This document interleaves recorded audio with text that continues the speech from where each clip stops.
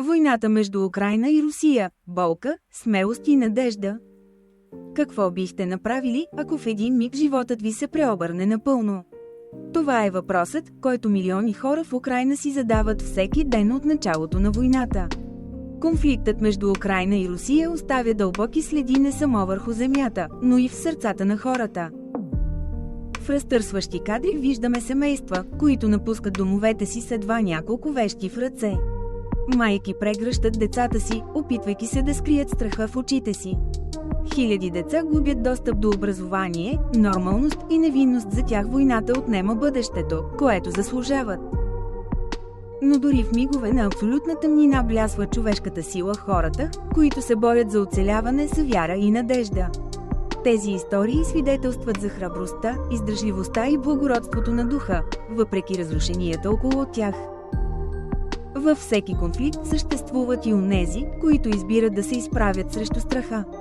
Виждаме войници, които защитават своята страна с риск за живота си.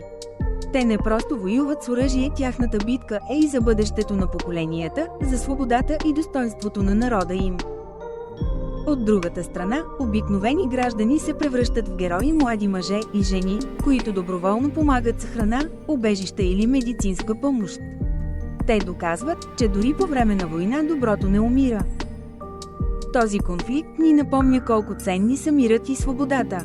Войната между Украйна и Русия не е просто политическа игра, тя е ежедневна борба на обикновени хора, чието живот е разрушен. Те са нашите съседи, нашите приятели, нашите братя и сестри в човечността.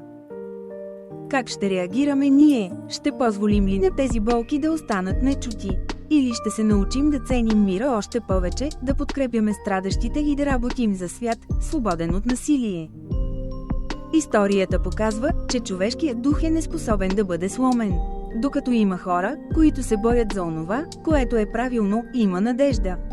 Надежда, че един ден тези разрушени жилища ще бъдат отново домове.